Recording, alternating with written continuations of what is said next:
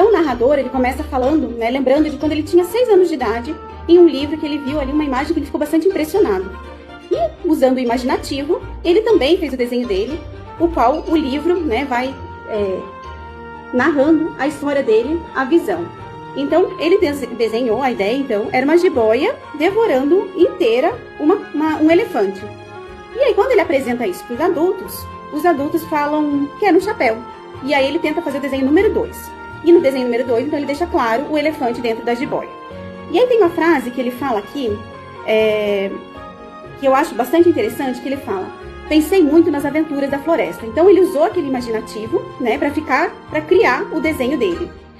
E aí, ele fala assim: os adultos sempre precisam de explicações. E nessa hora, a gente vê aí o quanto nós não entramos nesse mundo da criança e através desse pensamento adultocêntrico, a gente acaba rompendo o vínculo com a criança, esse vínculo emocional. Então, porque a gente precisa de muitas explicações para entrar nesse mundo e para conseguir se conectar com a criança. Quantas vezes é necessário apenas que a gente esteja entregue àquele momento e percebendo o movimento da criança, né? E aí, a gente fala, né, a gente precisa de muitas, ele diz, né, que a gente precisa de muitas explicações, de dar atenção a coisas sérias. Então, os adultos recomendam que ele se interesse pela geografia, pela história, pelo cálculo e pela gramática, porque isso sim é coisa importante. Então, ele fala: eu abandonei uma magnífica carreira de pintor. E aí a gente volta, né, a refletir quantas vezes a gente idealiza algo para os nossos filhos, ou que a gente não concretizou, ou que a gente gostaria de ter feito, ou que a gente idealizou para esses filhos, sem deixar que eles sonhem e vivam aquilo que eles desejam, né? Então isso é muito comum frente às profissões mesmo, né? Como ele fala aqui, a geografia, a história, e o mundo da arte ainda é um mundo que a gente não desbrava, que a gente não dá credibilidade nisso enquanto profissão, enquanto futuro, né? Mas o que seríamos de nós sem as músicas, sem os quadros, né? Sem tantas outras coisas que a gente tem aí desse mundo artístico, desse mundo cultural e dessas profissões que não são reconhecidas e valorizadas. Em seguida, ele fala também, né? Os adultos nunca entendem nada sozinhos. É cansativo para as crianças ficar sempre, a toda hora, lhes dando explicações.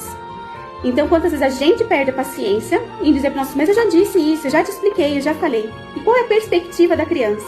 Né? Eu sempre falo, às vezes, quando a gente ouve falar em se abaixar na altura da criança, não é só para a gente gerar conexão, mas procure olhar o mundo, a mesa, o fogão, a pia, dessa perspectiva da criança. Né? É totalmente diferente. E ele precisa o tempo todo estar explicando, porque a gente não consegue se colocar nesse lugar. E a gente esquece, existe uma frase também que ele fala: os adultos esquecem que um dia foram criança. Então a gente esquece dessa perspectiva, desse imaginário, desse criativo, do quanto a gente precisa desse simbolismo para se conectar e para então passar para essa parte real e concreta do dia a dia. Né? Isso faz parte do desenvolvimento infantil e o adulto está sempre naquela pressa, naquela ansiedade, naquela desconexão, né? E acaba valorizando apenas o desempenho, o resultado, sem perceber tudo aquilo que está por trás de um simples desenho, que é a jiboia comendo o elefante. Então acho que para hoje são essas as nossas reflexões.